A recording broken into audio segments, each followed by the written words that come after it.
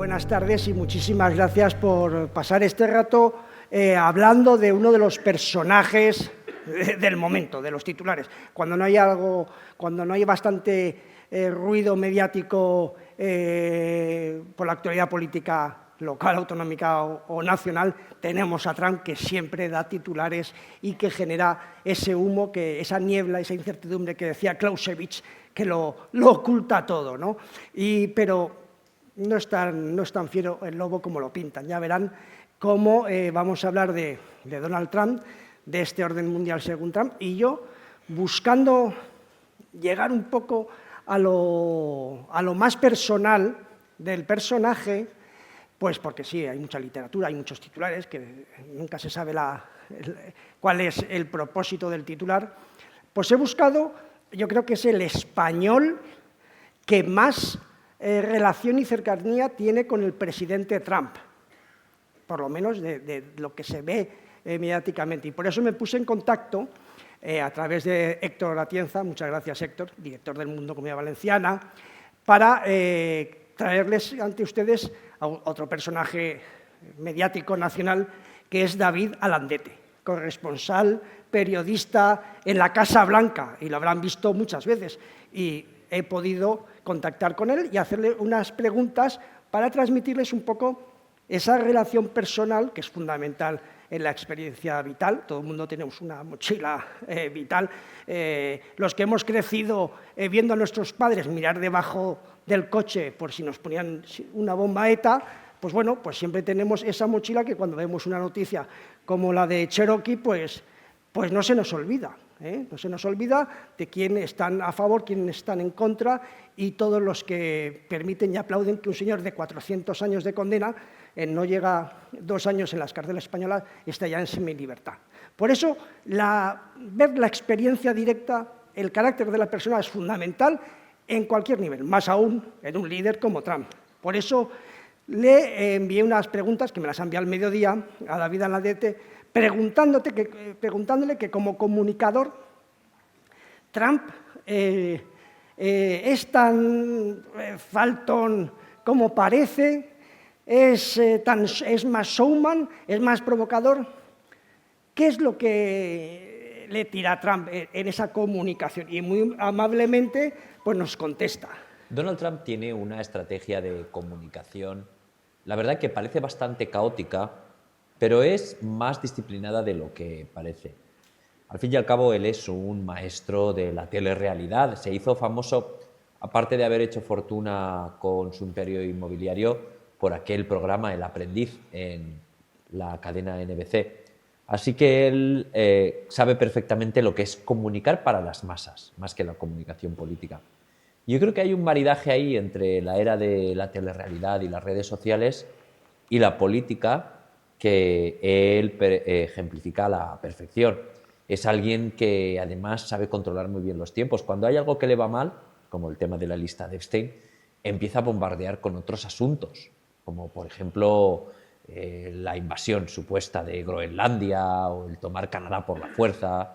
Es lo que su estratega Steve Bannon llama inundar la zona, es decir, dejar a la prensa tan agotada, tan anonadada, tan superada por la cantidad del torrente de información que viene de la Casa Blanca, que a los periodistas nos es muy difícil mantener el ritmo. Y yo creo que él ahí consigue imponer los temas en la agenda y además sabe perfectamente cuándo mezclar una provocación con algo en serio, ¿no? Por ejemplo, lleva 1 año advirtiendo de que Maduro iba a pagar duras consecuencias por el supuesto narcotráfico en la cúpula del poder en Venezuela. Yo creo que al final es algo que ha hecho entre tantas provocaciones.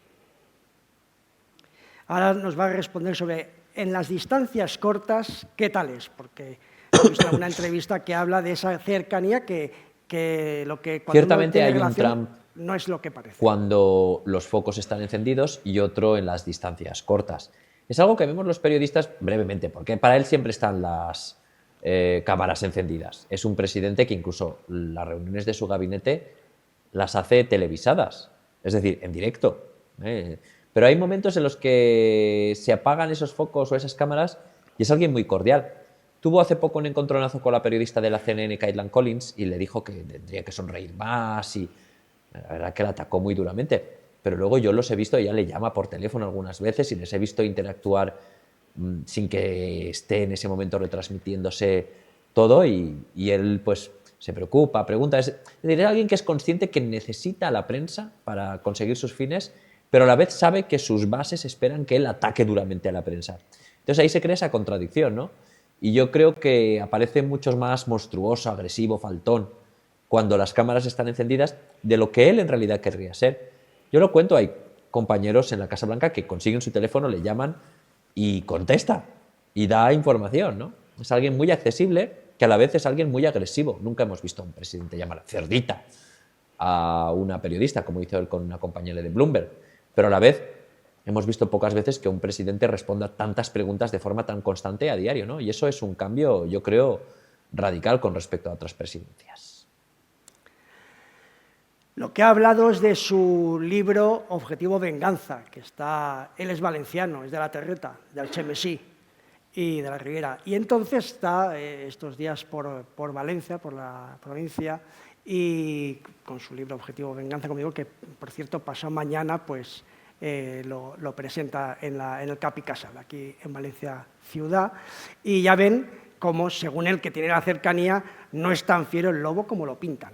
Es un personaje, y hace de personaje, ¿no? Para hablar del orden mundial según Trump, voy a seguir este orden, introducción, de dónde venimos a dónde vamos, muy literario histórico, o como los que hayan hecho la mili en su tiempo, lo de a dónde, por dónde, cuándo y cómo, ¿no? A dónde vamos, cuándo vamos, por dónde vamos y de qué forma y cuándo, ¿no? Porque además si no conocemos el pasado no podemos entender el futuro y en este caso sobre todo. En la introducción vamos a hablar un poco del personaje, ¿no? Este personaje y de lo que es el orden mundial. Personaje que ya hemos visto, como hablan de él, que es imprevisible, ¿no? Pero es dentro de ese personaje. Y yo también diría otra característica, la inevitabilidad.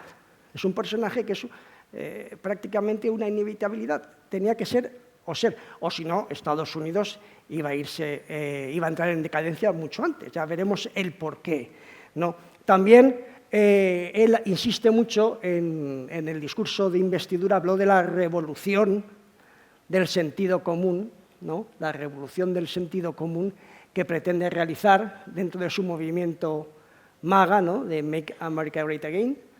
Y lo que vamos a analizar pues, es su estrategia de seguridad de noviembre del 25, que es la tapa de la izquierda, que les he confrontado las dos estrategias últimas de Estados Unidos para que vean claramente ya un mensaje en lo visual. En la tapa de la izquierda está la Estrategia Nacional de Seguridad del año 25, de noviembre, del presidente Trump, que dice claramente de lo que es la Estrategia Nacional de Seguridad de los Estados Unidos de América. En cambio, la anterior, del presidente Biden, pues ya ven que es algo más anodino, que incluso podría ser la estrategia de la Unión Europea, porque todo con estrellitas, pues la Unión Europea, ¿no? Y él ha querido dejar claramente que es la estrategia de su país. Porque, ojo, Trump es el presidente elegido de los americanos, de los norteamericanos, no es nuestro presidente. Por eso hay mucha gente que se confunde a la hora de criticar o exigir responsabilidades. Después, hay una foto que he puesto, la de la segunda, que es el secretario de Guerra, Pete Hegseth, que es la foto que consta en otra estrategia que les voy a citar, que es de la defensa nacional. Es la primera foto del contenido de esa estrategia que pone él, y es un recuerdo a los veteranos, o sea, es un reconocimiento a todas esas personas que han dado sus vidas y han sacrificado sus vidas, sus familias, por el bien común que es la patria. Entonces, es ya unos mensajes muy claros de lo que ellos pretenden hacer. Pero claro, cuando hablamos de orden mundial, de Trump, ¿qué es el orden mundial? ¿Qué es el orden mundial? Porque todo el mundo hablamos mucho de orden mundial, geopolítica, pues cuando son ideas muy claras, muy sencillas en el fondo, aunque como digo, la niebla de la guerra hay veces que lo cubre todo, ¿no? Pues orden mundial es cómo se organiza el mundo, quién gobierna el mundo, cómo se organiza, ¿no? Y de ahí es donde viene geopolítica. Geo es la diosa Gea, tierra, y mundo, el gobierno del mundo, geopolítica. Y yo ahí siempre cuando hablo a los alumnos, a los chavales, que tienen mucha menos conocimientos y experiencia vital que ustedes, chavales de 18 años, que les hablo de geopolítica, para intentar dárselo lo más mascadito y más claro, les hablo de la X y Z, la X y Z de la geopolítica, el ABC. Que siempre les digo, cuando veáis una noticia internacional, una discusión, un problema, aplicar estas tres factores: interés, poder y el arte del engaño. ¿Por qué? Porque sabiendo a quién interesa la noticia o el hecho discutido y quién puede realizarlo, y quitando del medio el tamiz del arte del engaño, se puede entender lo que es la geopolítica. Ya os digo que si queréis analizar cualquier hecho, noticia, tenéis que ir a la X y Z que digo en esta transparencia: interés, poder y el arte del engaño. El arte del engaño porque desde hace 2500 años ya un griego habló de que en la guerra, que es la geopolítica en el mundo clásico, la primera víctima es la verdad. Sun Tzu, también ya en la versión oriental del arte de la guerra, habla de que el arte de la guerra es el arte del engaño, ¿vale? Entonces, vamos a hablar, entre otras cosas, de estos tres elementos, estos tres factores: interés, poder y arte del engaño, para saber y poder tamizar toda la información que vamos a recibir al respecto. Y para que no nos engañen sobre todo, porque más aún en un Estado democrático en el que vivimos, ¿no? Y que es una sociedad del conocimiento, aunque a veces tanto conocimiento, sobre todo con el tema informático y la inteligencia artificial, a veces nos vuelve un poco locos, ¿no? Ya saben que la mejor desinformación es el exceso de información. Aquí les pongo la geopolítica, básicamente porque se habla mucho de geopolítica, además está muy de moda. Ahora, a partir del siglo XXI, en la segunda mitad del siglo XX, era una palabra maldita, no se usaba porque sonaba nazi. Antiguamente, los primeros en perseguirse anarquistas, comunistas, nazis. Hoy no hago más política. Pero vamos, y entonces, en la segunda mitad del siglo XX, hablar de geopolítica era un poco rememorar el espacio vital, la Evangelio, con lo cual no se usó casi ese término, geopolítica. Se ha vuelto a retomar ya en el siglo XXI y simplemente es lo que ven ahí: geografía y política, la interactuación de la geografía en un sentido muy amplio, tanto humano como física, con la política. ¿Y la política qué es? Bueno, el gobierno de la polis, nuestra triple pata de la civilización, Grecia, Roma y cristiandad. Pues Grecia, ya la política, Aristóteles ya nos contaba todos los modelos habidos y por haber de tipos de Estado, ¿no? Y cuando hablamos de gobierno de polis hay una doble perspectiva: la interior, que son las arquias, tipos de poder, monarquía, diarquía, tetrarquía, multiarquía. Ahora estamos en una multiarquía, tres poderes, ¿no? Diarquía eran los cónsules romanos y así infinidad de sistemas. Pero el aspecto que vamos a tocar hoy es sobre todo el aspecto exterior, ¿no? La geopolítica desde la perspectiva de la polarización, los polos de atracción o de liderazgo que hay en el mundo. Ahí vemos, pues bueno, los tipos que hay: unipolar, bipolar, multipolar, apolar. Apolar es un poco como la anarquía, que no hay ningún polo de atracción, con lo cual es el caos. Un poco lo que pasó en la Edad Media, parte de la Edad Media, porque como la Edad Media es la época de la cristiandad por excelencia, ha sido desde la Revolución Francesa muy denostada, pero en parte de esa Edad Media pues sí que hubo una época de mundo apolar. No había un liderazgo, un monarca fuerte, un emperador, y había cierta anarquía entre los señores feudales. Y bueno, mundo multipolar lo veremos enseguida, mundo bipolar, la Guerra Fría o la época de Roma contra Cartago. Mundo unipolar, pues cuando Roma gana a Cartago, la Pax Romana, ¿no? Y así vemos ya, y vamos llegando a nuestros días, de dónde venimos, para saber a dónde vamos, ¿no? Que es el mundo multipolar. Yo además quiero hacer inciso en este momento histórico porque parece que lo multipolar, lo multilateral, sea la panacea de la paz en el mundo. Y no tiene por qué. No tiene por qué, porque justamente este momento, que es mundo multipolar en la época de grandes imperios del siglo XIX hasta la Primera Guerra Mundial. Era un mundo multipolar, con muchas relaciones, muchas alianzas, y terminó y como veremos, malamente. Con lo cual, esa panacea de que el mundo multipolar, multilateral, nos va a llevar a la paz eterna, no me lo creo mucho. Y aquí vemos, fíjense, ese recorrido desde el mundo multipolar del siglo XIX hasta la época de las grandes guerras en el mundo, Primera y Segunda Guerra Mundial, que comienza con la Primera Guerra que se considera moderna, fíjense, que es justo la Guerra de Crimea. Se considera esta guerra, la Primera Guerra moderna, que es de mitad del siglo XIX, porque es la primera fotografiada, la primera que usa ferrocarril, usos masivos de construcción de munición, artillería, etc. Todo lo que es la segunda revolución industrial aplicada al arte de la guerra. Y esa es la Primera Guerra, que ya ven las alianzas. Ahí está la alianza de Moscú con Grecia, los ortodoxos, la segunda Roma con la tercera Roma, que dicen los clásicos, contra esa alianza de los otomanos, que tenían Crimea bajo su protección, con el reino de Cerdeña, Francia y Londres. Después, enseguida, se forma una alianza, después de esta guerra, en 1893, antes está la Triple Alianza de los imperios centrales. A pesar de que se habían independizado peleando contra ellos, el imperio alemán, con el imperio austrohúngaro, hace la Triple Alianza en 1882 y con Italia. Para contrarrestar, el imperio ruso con Francia hace una alianza en 1893.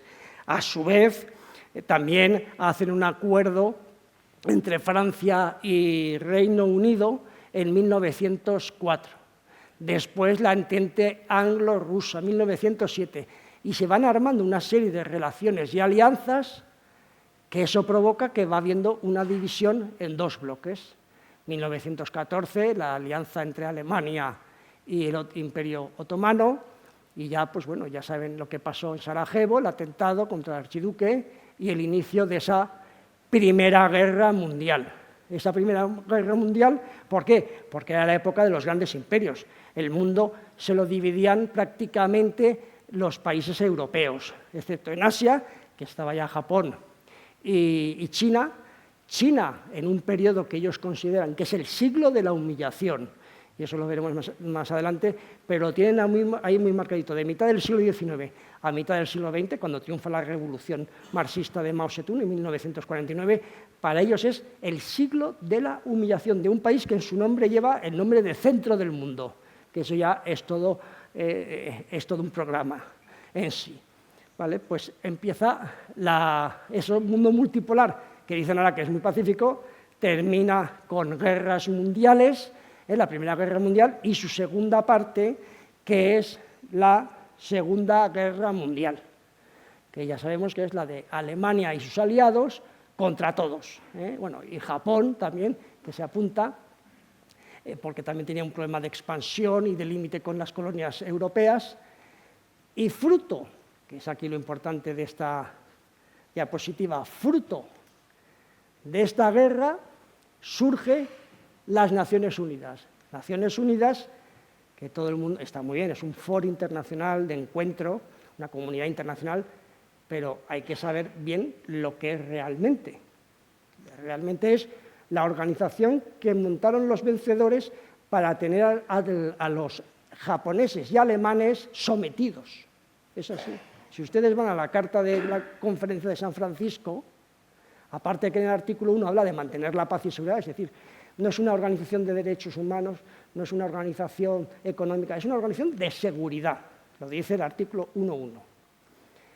Pues habla en este artículo 53 sobre las funciones del Consejo de Seguridad, que no se aplicarán medidas salvo contra estados enemigos que son los que en la Segunda Guerra Mundial fueron enemigos de cualquiera de los signatarios de esta carta. Es decir, las Naciones Unidas es lo que es una organización que en la historia se ha ido repitiendo. En el siglo XIX, después de la Revolución Francesa, se llamaba la Europa de los Congresos.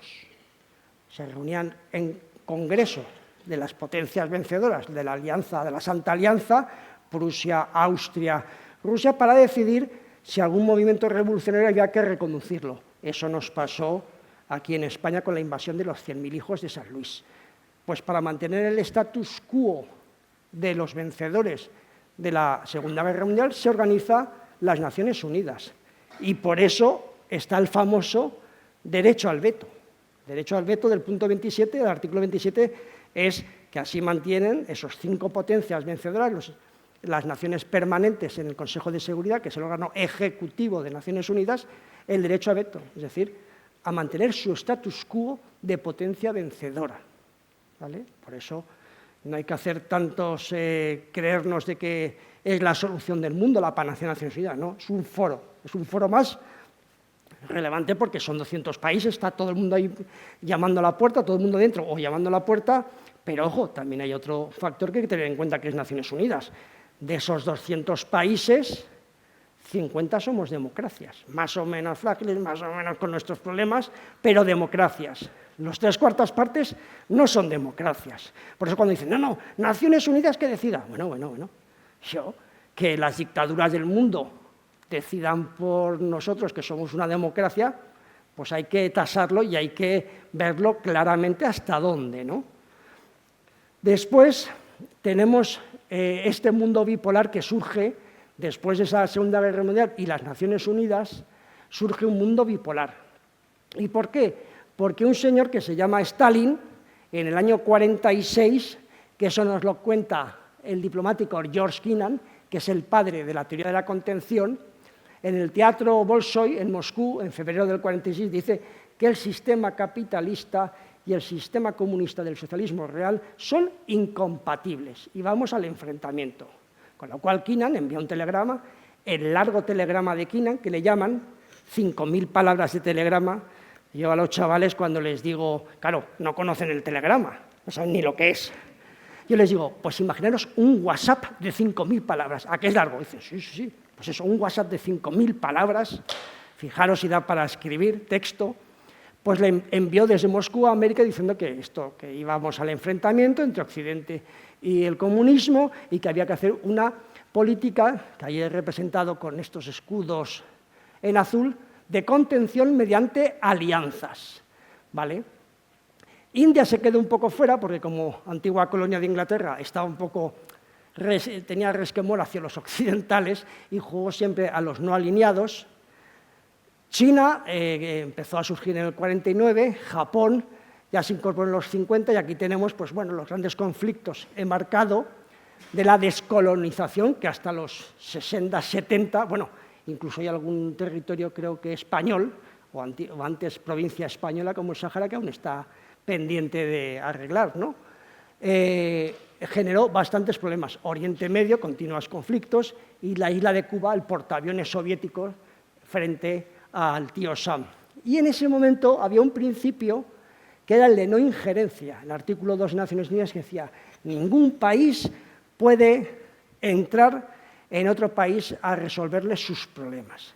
Y eso veremos que cambió de ese principio exquisito de no injerencia, como ahora también se habla mucho, eso después cambió cuando viene el fin de la Guerra Fría. El fin de la Guerra Fría por la incapacidad de la Unión Soviética y de su sistema económico, sobre todo, de seguir compitiendo contra Occidente. Entonces se queda el tío Sam como un mundo unipolar, ya vemos ahí arriba, es un mundo unipolar. Se llama la ensoñación de la paz, porque aquí todo el mundo pensó, bueno, mucha gente o interesadamente en Europa y también en las universidades norteamericanas, de que esto iba a ser ya la paz eterna, ¿no? La paz eterna de Kant y que aquí no iba a volver a haber guerras, incluso Francis Fukuyama habló del fin de la historia. Imagínense qué barbaridad decir, pero eso sí tuvo mucho éxito editorial, vendió muchos libros. El fin de la historia del último hombre. Aquí iba a ser todo democracia y capitalismo, iba a ser lo que antiguamente decíamos jauja, que eso ya los jóvenes no lo conocían porque como ya vivimos en jauja, ¿no? Algunos creen que vivimos en jauja. Y entonces llega el fin de la Guerra Fría, en el año 91 desaparece la Unión Soviética, llega la Rusia la Unión Europea empieza ya a crecer desaforadamente, en el sentido de que en esa época del 90-91 ocurre, y ese fin de la Guerra Fría, que veremos más adelante que es criticado por Trump, ocurre algo muy importante y que es origen también de los problemas de la Unión Europea. Hay dos opciones de crecimiento de la Unión Europea: la federalización y el incremento de las estructuras burocráticas hacia un Estados Unidos de Europa, que nunca ha llegado y por lo visto nunca va a llegar por el momento, defendido y liderado por el socialista francés Jacques Delors, y después la otra tendencia de no buscar incremento de burocracia, de seguir a pasitos cortos, como decían la Declaración Schuman el 9 de mayo de 1950, de ir a pasitos cortos y sin grandes estructuras burocráticas, que lo defendía Margaret Thatcher. Ya saben que ganó Jacques Delors esa jugada y pues ha creado ese Bruselas, ese organización supranacional que intenta crear esa unión de Estados europeos con sus crisis, porque los Estados-nación se resisten a desaparecer, ¿no? Y, como les he dicho antes, si antes hablábamos del principio de no injerencia, en el mismo artículo 2.7 al final es de las típicas incongruencias de la Carta de Naciones Unidas de la ONU, habla del principio de injerencia, es decir, sí que se puede intervenir en los asuntos de países, ¿no? Que es un poco curioso, ¿no? Que en el mismo artículo te digan que no y después que sí. Aquí tenemos dos etapas de esta época del mundo unipolar norteamericano, que es el líder del mundo, el policía, el gendarme que se le dice del mundo. Y bueno, aquí tenemos pues, bueno, los problemas de Oriente Medio, ya se representa que siguen igual, los problemas que tuvimos en los Balcanes, por cierto, solucionados por el tío Sam, vía NATO. Y aquí tenemos las dos épocas que divido, porque cuando das clase hay que hacer divisiones, organizar la estructura, los chavales mental, porque si no ya se dispersan, ¿no? Hay que ponérselo todo en casillas, cajoncitos y claves. Pues todo este periodo de 1991 al 2008 lo divido en esta época, la época de la ensoñación de la paz del 91 hasta 2001, porque en el 2001 los norteamericanos se despiertan cuando se les cae encima las Torres Gemelas por el atentado terrorista, y del 2001 al 2008 con la época de la guerra al terrorismo de George Bush hijo, ¿no? Y ahí, en esa época, hasta esa época, pues bueno, es una época de grandes intervenciones de Estados Unidos en todas partes. Aquí, esta época, que es de liderazgo polarizado y una pretendida multilateralidad del 2008 a 2029, que yo le llamo época de transición o de paz incandescente, que lo escribí en un artículo del 2008, precisamente en el año 2008, y ya me he quedado con ella. Hay varios elementos que me hacen clasificarlo y darle un periodo concreto dentro de ese periodo de transición. Primero, un aviso a navegantes, que todo el mundo lo oíamos, los que nos dedicábamos a estudiar estos temas, y los líderes políticos más aún, porque no me vale eso de que no, es que no sabía tal, no podía imaginarse uno. Un señor que se llama Vladimir Putin, agente KGB, o sea que eso ya marca carácter, ¿no? Si antes hablábamos de las experiencias vitales de cada uno, pues uno que ha sido KGB, que se ha sentido, como ha dicho en entrevistas y biografías no autorizadas, se ha sentido abandonado por el Kremlin y que ha hecho frente a multitudes cuando querían prender fuego a la sede de la KGB en Dresde, pues ya denota un cierto carácter, ¿no? Pues este señor, en el 2008, para la audiencia interna, y en el 2007, para la audiencia externa, en Múnich, dijo que la mayor catástrofe del siglo XX, fíjense si ha habido genocidios, exterminios, 2 guerras mundiales, era la desaparición de la URSS. O sea, que ella envía claramente un mensaje. Bueno, nosotros, de hecho, en la Universidad Católica tuvimos un ciclo de conferencias de embajadores y el embajador ruso nos decía algo a colofón, eso fue en el 2014, precisamente, y nos decía, dice, claro, es que ustedes ven el fin de la Guerra Fría como algo muy, muy bonito, la paz, tal. Nosotros perdimos 1/3 de nuestro territorio y otro tanto, creo que era, de población. O sea, que para la Unión Soviética, claro, de la URSS a Rusia fue como una guerra, peor que una guerra, ¿no? Y entonces, con esos avisos que ya da Putin, pues ocurre, por eso lo fijo la fecha de este periodo, a partir del 2008, la invasión de Georgia del 2008. De invasión que es por culpa de un político, que no es político, es un empresario de éxito, Saakashvili, que está en Georgia, en Tbilisi, y está haciendo relaciones con la OTAN de que para entrar, como Ucrania en ese momento, y como tiene un batallón americano de entrenamiento dentro de su capital en Tbilisi, cree que, vamos, puede hacer lo que quiera. Y en teoría sí, porque tiene dos regiones autónomas un poco sublevadas, porque son rusófonas, y entonces son más que autónomas, ¿no? Son bastante indepes. Y intenta ponerlas bajo su control. Pero claro, tiene enfrente, no ya a Yeltsin, tiene enfrente a Putin. Y Putin hace una exhibición de que en la época de las áreas de influencia y de su patio trasero y su área de influencia cercana ha vuelto.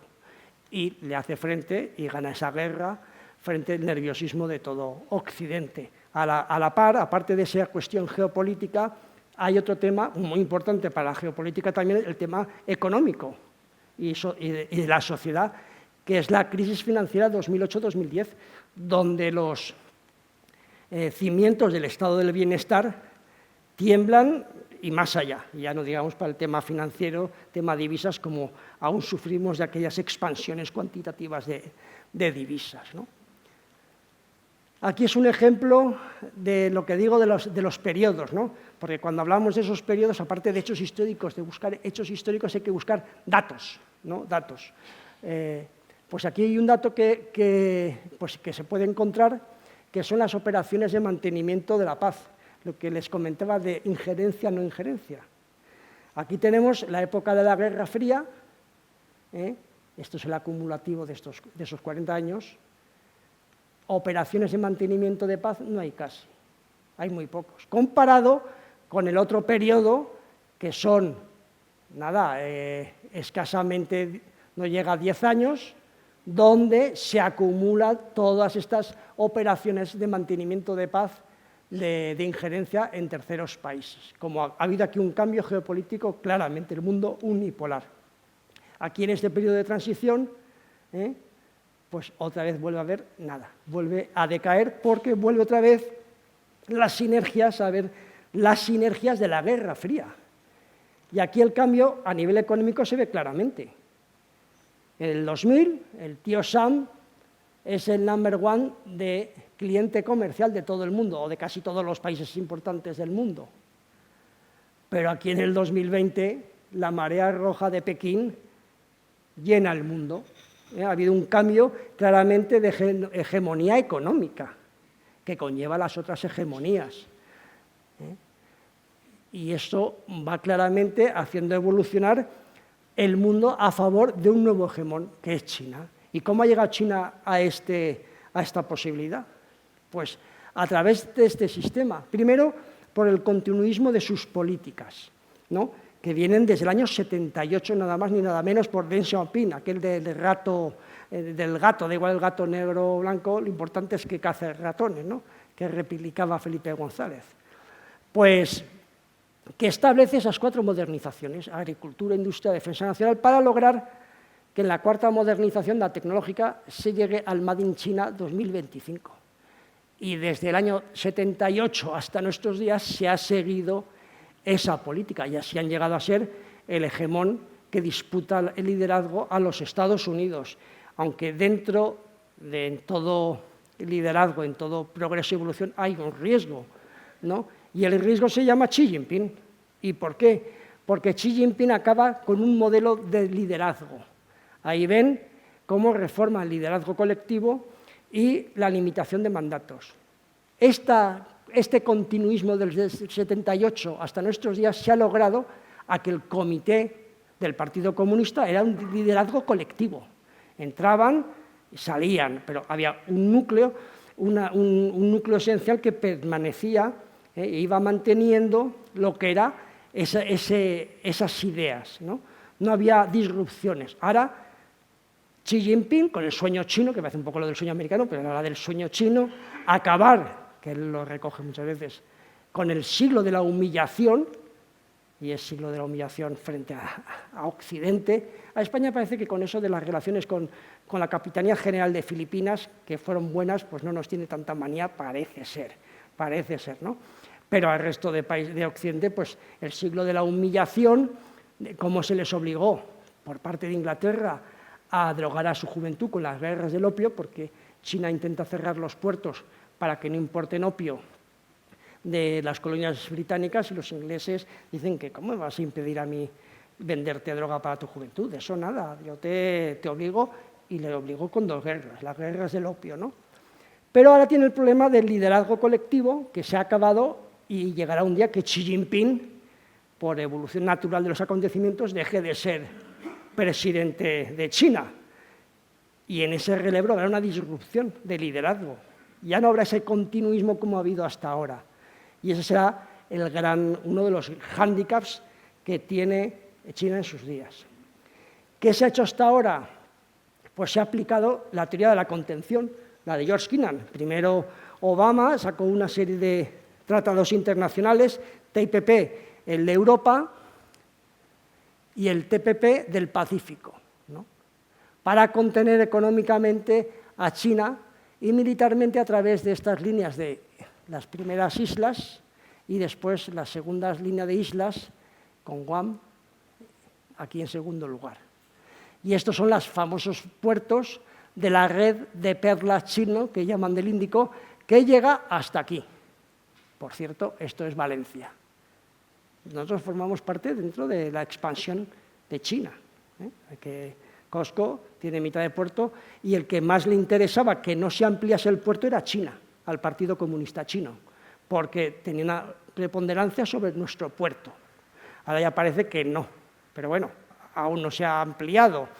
No solo eso, sino también tenemos otro riesgo, porque es que sí hay que comerciar, es fundamental, el comercio es base de la riqueza.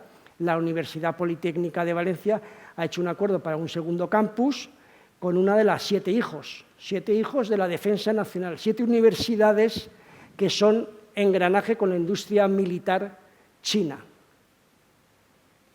Uno de esos institutos que es de la Universidad Politécnica de Valencia es de la inteligencia artificial, que es uno de los lugares de mayor batalla. Hay algún instituto por Europa que había hecho acuerdos con universidades chinas que ya los han roto, no se sabe bien por qué. O sea, hay que tener mucho cuidado cuando uno hace ciertos acuerdos, ¿no? Aquí, por ejemplo, esta estrella aquí, que iba a ser una base también de China, pues bueno, aquí hubo una intervención del AUKUS de Nueva Zelanda, Inglaterra, y el gobierno, ante esa intervención anglosajona, pues cambió de idea, ¿no? Y aquí la estrategia, para que vean lo complejo, para que después vean el porqué de Trump lo que dice. Aquí la estrategia que hemos visto antes, la portada de octubre del 22 de Biden. Bueno, de su equipo, porque Biden ya saben que no estaba para muchos trotes. Ya ven que es intentar meterse en todas partes. La paz en el Ártico, el compartir prosperidad en el hemisferio occidental y la democracia, promover la libertad y la apertura de Indo-Pacífico. África, partnership, la centuria de hacer equipos en el siglo XXI, la de desescalada del Medio Oeste, nuestros aliados los europeos, en todas partes, ¿no? Algo muy complejo para un país que, como veremos, estaba empezando a bajar. ¿Pero por qué estaba empezando a bajar? Pues en la posguerra americana, en la Primera Guerra Fría, después de la Segunda Guerra Mundial, había un enfrentamiento entre 2 bloques. Uno, el comunista, la dictadura del proletariado, frente a Occidente, democracia liberal. Por una parte se propugnaba la economía planificada, el socialismo real. Por otra parte, el capitalismo y economía de mercado. Estaban totalmente enfrentados. Entonces surge un tercer elemento, que es China, esa revolución, ese Deng Xiaoping en el 78, y hace una mezcla de los 2 sistemas. La dictadura del proletariado, sí señor, el control político, Tiananmen, año 89, matanza de miles, que nadie se acuerda de esos pobres chinos, pobrecillos, pero crean a nivel micro, es capitalismo, aunque al nivel micro es una economía planificada, y existe economía de mercado, pero controlada. Por ejemplo, en el 2015 hubo una crisis inmobiliaria que cogió el gobierno y los pobres que tenían inversiones en inmuebles perdieron todo. O sea, no les pasó, les pasó algo como a nosotros en la crisis de los hipotecarios, pero ahí no se sabe bien lo que pasó porque después derribaron los edificios y casas fantasmas que habían hecho.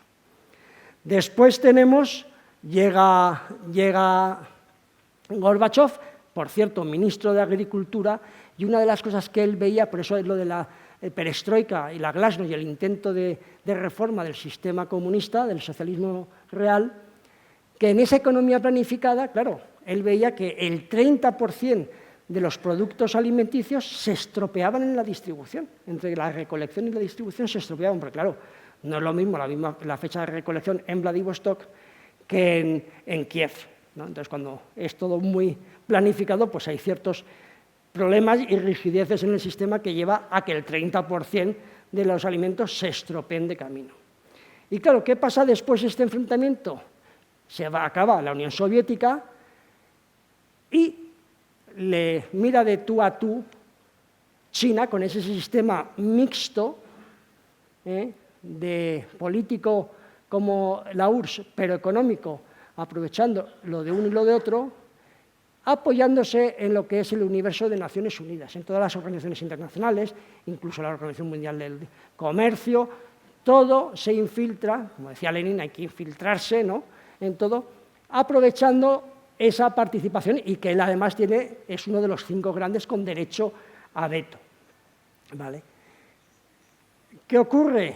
Pues que empezamos ahora en el 2022, ya saben el 2022 qué ocurre, es la fecha de la invasión de Ucrania. La invasión de Ucrania, bueno, de la operación militar especial que llama Putin, porque invasión era un golpe de Estado, una operación militar para cambio de régimen, porque creo que no llegó a 150.000 efectivos, y con 150.000 efectivos lo que pasa es que hubo un problema de inteligencia y parece ser que ahí hubo fallos y parecía que el régimen iba a caer y al final no cayó. Entonces, el 2022 he puesto como inicio de otra época de Guerra Fría, con estos contendientes: Estados Unidos, la ONU disminuida, la OTAN, Rusia, la Organización de Cooperación de Shanghái y China, que es el otro gran hegemón de Estados Unidos, y es hacia donde vamos. Yo aquí hablo, y verán por qué, después de estas afirmaciones, de que vivimos a nivel global un mundo bipolar, es decir, en el mundo hay 2 grandes potencias que a nivel global tienen capacidad para hacer frente a los demás, que es China y Estados Unidos. Uno más por medios económicos y otro más por medios militares, pero son los 2 grandes hegemones. Ya saben, ahí el problema es el desafío de Tucídides, ¿no?, la trampa de Tucídides, que la guerra entre Atenas y Esparta fue inevitable por el miedo que tenía Esparta que Atenas le quitase el liderazgo dentro de Grecia, ¿no? Con lo cual, pues bueno, hay un problema aquí de liderazgo y de posibles enfrentamientos que Trump intenta evitar, y lo pone más claramente que en la estrategia de Biden. Multipolar en lo regional, es decir, a nivel regional, pues hay distintas potencias regionales. Por ejemplo, en el Oriente Medio claramente está 2, claramente, Turquía e Israel. Después está a nivel regional, con bastantes aspiraciones globales, India. Hay distintas, por supuesto la Unión Europea a nivel económico, hay distintas potencias regionales que ejercen de liderazgo y que además en la estrategia, la veremos, de Trump lo pide. Y después tiene un carácter asimétrico, es decir, es un mundo ad hoc, es decir, no hay una regla, y de las cosas que mucho se hablan de ese mundo sin reglas, es un mundo que para cada caso se va a establecer una solución distinta. Por eso hablo de Guerra Fría 2.0. Y entonces llega, pues quien llega, Donald Trump, el inevitable, que les decía, ¿no? Frente a esa revolución cultural, revolución woke, de emancipación de géneros y casi nihilismo, pues es la clásica reacción termidoriana que se habla en la historia, ¿no?, que defiende lo que es el hombre y mujer, la clase media americana empobrecida, obreros en paro, un despliegue descomunal por todo el mundo, que ya veremos lo que dice su estrategia, y aquí ven en paridad poder adquisitivo como China, que empieza en esta tabla que les he puesto en el año 50 con 4,5, en el año 25 está a casi 20%, mientras que Estados Unidos ha bajado al 15%. O sea, cómo ha ido depredando. Y la Unión Europea igual, de 10,26 a la mitad. O sea, está claramente como Occidente vamos cayendo. Hay una crisis en la hegemonía económica de lo que es Occidente. Y ahora les voy a poner otra intervención de David Aldete para hablar del aspecto político, del MAGA, de esa polarización que se habla que hay tanto en Estados Unidos, que en las noticias nos han insistido con los matones de Trump, que llaman, con lo de los tristes sucesos de Minnesota, y nos va a contestar sobre esta polarización. La labor de la prensa es una labor también de valoración, de criterio, de jerarquías informativas. Y está claro que tiene gravedad lo que ha sucedido en Minneapolis, las redadas migratorias. Pero hay una gran parte de la historia que no se cuenta, y es que las decisiones de Trump en materia migratoria hasta ahora han sido muy populares, como lo han sido decisiones suyas como decidir por decreto que solo hay dos géneros en Estados Unidos, hombre y mujer, y que todo lo demás tiene que entrar en una categoría u en otra. Esto, que es muy controvertido y muy polémico cuando se dice en España, es de lo más popular. El cierre de la frontera, las deportaciones masivas, que no distan mucho de las que hizo, por ejemplo, Barack Obama, un presidente demócrata, ¿no? Yo creo que sí, que hay una desconexión entre cómo en Europa se ve la presidencia de Trump y sus mayores escándalos y cómo de verdad la perciben los estadounidenses. Está claro que la política de Trump no es las ejecuciones en la calle de ciudadanos estadounidenses. En los dos casos, de las dos personas muertas en estas protestas en Minneapolis, la propia Casa Blanca lo ha dicho, han sido errores que se tendrán que analizar y ver cuál es el precio de militarizar ciudades. Pero no hay una política de exterminio de inmigrantes o de estadounidenses en las calles por protestar. Yo creo que se ha sacado de contexto en muchas ocasiones cuál es la realidad de esas operaciones, cómo la Casa Blanca ha podido errar el tiro, pero el diagnóstico es que ha habido un problema migratorio durante los años de Biden que se está intentando enmendar. Digo todo esto porque la labor de los periodistas no es presentar siempre la caricatura o las exageraciones, es dar todos los detalles, dar todos los matices y contarlo todo con imparcialidad y honestidad. Y yo creo que muchas veces eso con Trump, como con muchos otros políticos, no se hace. No se ha exagerado, yo creo, en exceso la insatisfacción que se ha vivido en Minneapolis. Pero eso no es uno de los temas principales de forma constante que pueda hacer caer la presidencia de Trump. Como yo creo que sí que han sido otros problemas, pienso en la lista de Epstein y en las revelaciones que puede haber ahí y sobre todo la gestión de cómo se han ido filtrando esos nombres. Pero bueno, todo es una cuestión de prioridades informativas y en España yo he visto, y así lo he contado, que ha habido una voluntad activa de destacar el tema de Minneapolis como si fuera una de las graves crisis, llevar a Estados Unidos al borde de una guerra civil. Esto me lo han preguntado en algunos medios. Y me parece eso, sí me parece una exageración. Ahora le he preguntado sobre Trump, tiene alrededor de 80 años, que es, ya saben que... Los que claro, vemos a Trump, y lo cuento en el libro, Objetivo Venganza, y aquí cuento cómo le he visto a lo largo de este año. Le vemos como alguien que empieza ya a mostrar los efectos de su edad, casi 80 años. Yo hablo de los manchurrones en las manos, son moratones que él tapa con maquillaje. Hablo también de los tobillos hinchados. Hablo de lapsus, que si los tuviera Biden estaríamos denunciando los avanzados efectos de una posible demencia, ¿no? Sinceramente, él cuando fue a Davos dijo que estaba planteándose invadir Islandia, que no, Islandia era Groenlandia, ¿no? Entonces yo creo que sí, que es una persona de casi 80 años y que se ha dado mucha tralla, pero no está en el nivel de declive que a estas alturas estaba Biden, porque Biden estaba muy perjudicado física y psicológicamente, ¿no? Y a veces le hacías preguntas y no sabías ni si te había entendido, ¿no? Eso es muy grave. Con Trump, yo creo que, fíjate, la edad es el mayor impedimento para que él se vuelva a presentar, que esto que él juega con la idea de presentarse a un tercer mandato.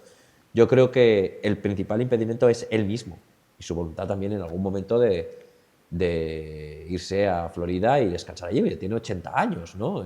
Y de verdad, a veces lo vemos caminar y le cuesta. Fijaos, cuando está en el despacho Oval siempre está sentado. Eso revela mucho de cuál es el estado de salud del presidente. Y él ha puesto el listón tan alto en cuanto a críticas a Biden por ocultar su estado de salud y demás, que ahora tiene que adaptarse a las mismas normas, ¿no? Y bueno, pues los periodistas estamos allí para contarlo. Bueno, pues es la opinión de nuestro corresponsal de Presidencia Española en la Casa Blanca sobre la situación de Trump y el por qué no se presenta otra vez o hace modificaciones constitucionales por su propia edad, experiencia vital de que ya va teniendo edad para irse ya a un plácido retiro después de lo que está haciendo y lleva un año, ¿no? Esta es su estrategia de seguridad. A mí es una estrategia que me gusta mucho porque son, incluyendo las páginas en blanco, son 30 páginas. Si nosotros cogemos la Estrategia de Seguridad Nacional Española, la del 13, son más de 70 páginas. La del año 17, 100 páginas. La del año 21, 130. Si esta ya, les he puesto ahí varios párrafos, ya empieza a ser un poco ya aburrido, ¿no? Yo, vamos, le agradezco mucho que sean 30 porque no hace falta más páginas para decir lo que uno quiere, ¿no? Y a dónde va. Y además está muy bien porque empieza con ese esquema de qué es la estrategia, lo explico un poco, lo de los objetivos, los recursos, lo de la clásica matriz estratégica de la política, la geopolítica fija los objetivos y la estrategia es la que hace los planes para llevarlos a cabo, con la táctica, las operaciones y los recursos de la logística. Mantiene mucho ese concepto muy sencillo y muy claro. Además, ya verán, si tienen curiosidad, es muy interesante porque recoge históricamente, por ejemplo, en antecedentes habla de las desviaciones históricas tras la Guerra Fría, que es un poco lo que les he comentado, de cómo tras ese enfrentamiento y con el fin de la Guerra Fría, pues hay un elemento que no estaba previsto, de que empieza a beneficiarse de toda esa estructura política, sobre todo que es China. Y además fija claramente los objetivos, qué queremos en general, y ahí verán lo del sentido común, la revolución del sentido común. ¿Qué quieren? Dicen, pues la supervivencia y seguridad nacional. Es que son cosas, o sea, no se dedica a humo de queremos la paz en el mundo, como las Misses, los concursos de Misters y Misses. La paz en el mundo, la fraternidad, no. ¿Qué queremos en nuestra sociedad? Pues nuestra supervivencia y nuestra seguridad nacional. ¿Qué más queremos? Pues, ¿y de qué forma? Pues bueno, todo un desarrollo que no se lo voy a poner porque si no tardaría mucho. Fuerzas Armadas y Defensa, pues las mejores, reclutar y hacer equiparlas lo mejor, que sea el principal fuerza de disuasión nuclear del mundo con misiles antimisiles. Pues bueno, la economía y la base industrial, pues claro, para ser hegemónico en el mundo, porque él insiste mucho, es el mejor país del mundo, cosa que yo también me gustaría para el mío, que fuéramos y quisiéramos el mejor país del mundo, ¿no? Pues habla pues, de esos objetivos de economía, base industrial, ¿no? Todo ese desarrollo científico, tecnológico, el poder blando, la influencia global. Fíjense, nosotros si tuviéramos claras las ideas, si tuviéramos presupuesto para un Instituto Cervantes de influencia global en el mundo. Y después también habla de la salud, de lo espiritual y cultural, o sea, no dejan sin tocar nada. Eso es lo que queremos ser en general. Y dicen, ¿y qué queremos del mundo? ¿Qué queremos del mundo y del mundo? Pues muy sencillo, ¿no? ¿Se acuerdan de la otra que había de Biden que reflejaba a todo el mundo y en cada parte del mundo quería algo? No, aquí dice, miren, yo lo que quiero es el hemisferio, primer punto, hemisferio occidental.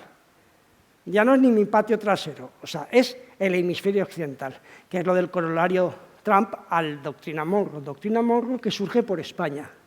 La doctrina Monroe es como consecuencia del Congreso de Verona de 1822 y la invasión de los 100.000 hijos de San Luis en 1823 de España y el fin de la Revolución Liberal. En ese momento que dice el presidente Monroe, dice, europeos, lo que habéis hecho en Europa, en España, aquí no venir a hacerlo, que América es para los americanos, ¿no?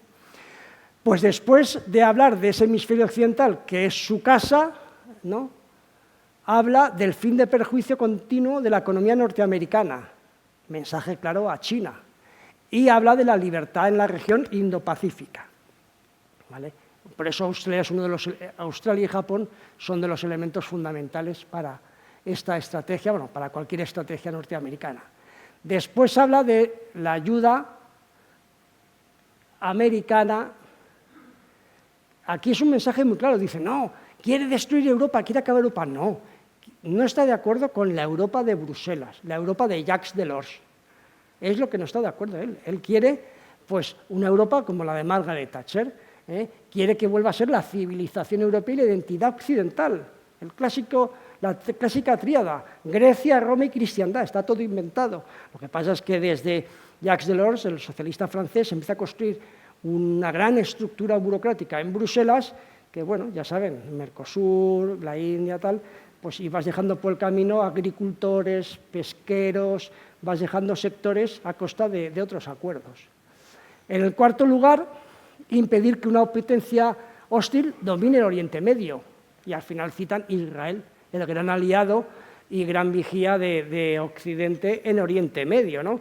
Yo además en el tema de Israel siempre hablo, aunque dicen que ahí sí hay mucho de pro, en contra, que está, digo, mira, a los chavales, mirad, si vosotros cogéis lo de los lobos solitarios y los locos terroristas que hay por el mundo, siempre que hablan de su martirio, su sacrificio, la yihad y matar a los infieles, y empiezan a ver un listado, el primero de la lista es Israel.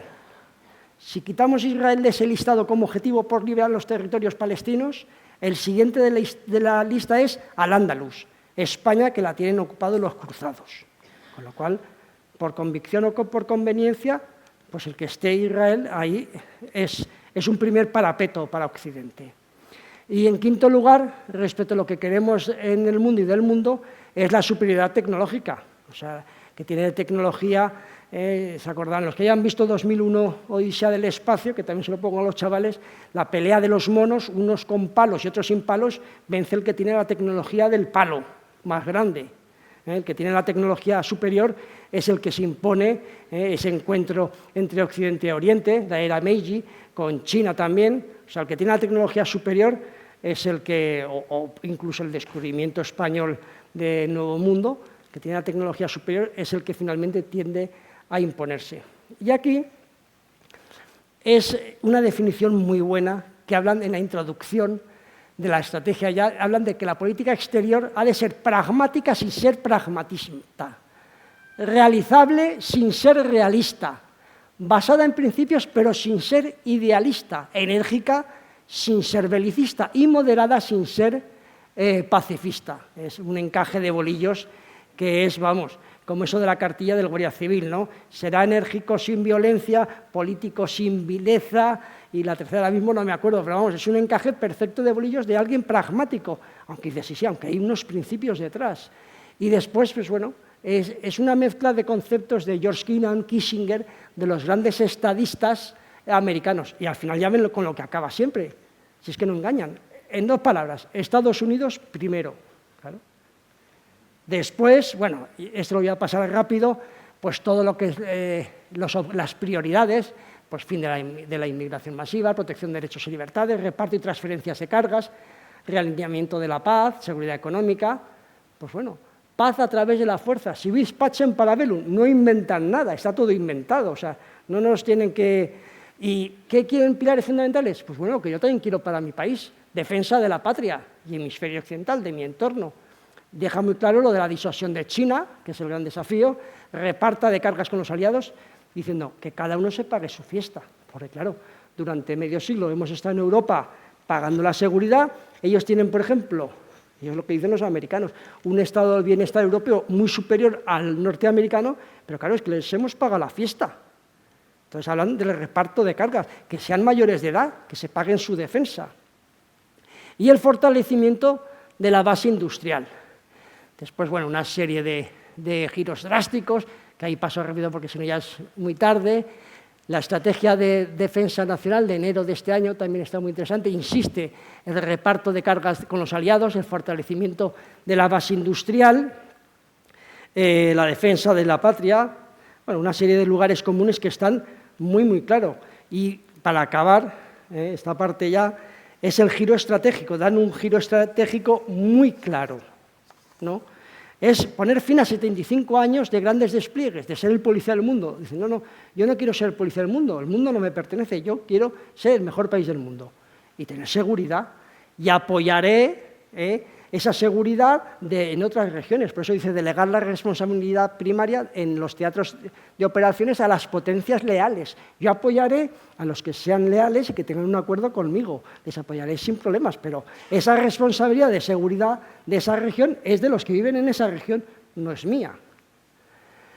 Y así lo que el colofón dice, así Estados Unidos puede enfocarse en su propia soberanía y en la competencia económica y militar con China, que es lo de la trampa de Tucídides, Atenas y Esparta. La historia muchas veces se recicla. Y aquí, por ejemplo, es muy discutido con el tema Groenlandia que citaba David y otras cuestiones, pero un recordatorio de lo que hasta hace 2 días, bueno, y hoy en día se hace. Aquí tenemos... Los franceses son los que hacen el ataque a Libia. ¿Se acuerdan? Gaddafi, ese que era amigo de Sarkozy, ese que está condenado porque algo de dinero de Sarkozy en su partido. Pues vaya qué casualidad, ¿no?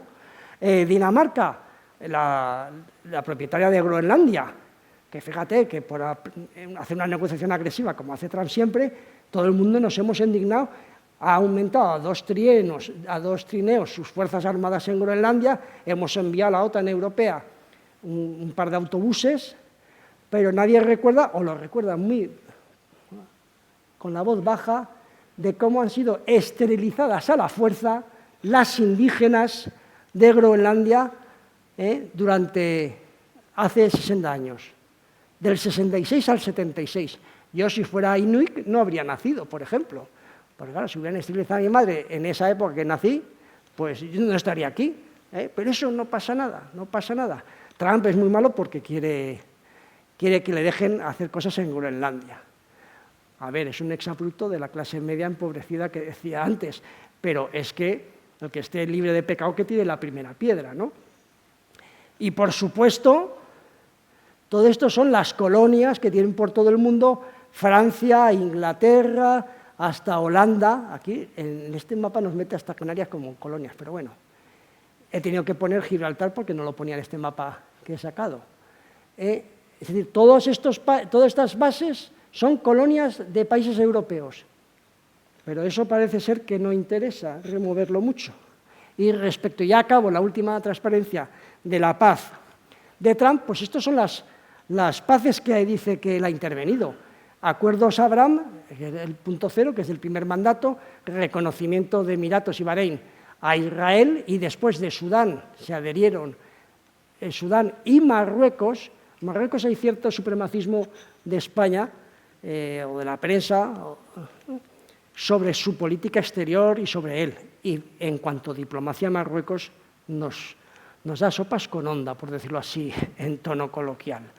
Después tenemos la paz que ha impuesto, y claro, es paz por mediante la fuerza, es decir, os ponéis de acuerdo, os doy con el garrote. El big stick que decía Theodore Roosevelt, el presidente Roosevelt, que también es de la época de la doctrina Monroe. El big stick, que es uno de los corolarios que usa Donald Trump. Y bendito big stick, porque en todos estos conflictos seguro que hay miles de personas que han salvado la vida. Camboya y Tailandia, más de 500.000 han sido sacados de sus casas. Está aquí en la República del Congo contra Ruanda y el movimiento M23, con todo lo que hay aquí es un movimiento de tutsis, todos los materiales y minerales importantes, minerales estratégicos, con lo cual hay muchos intereses de que haya conflicto para un poco hacer rapiña. El problema entre Etiopía y Egipto por la presa Renacer, porque limita el flujo de las aguas, ha puesto paz.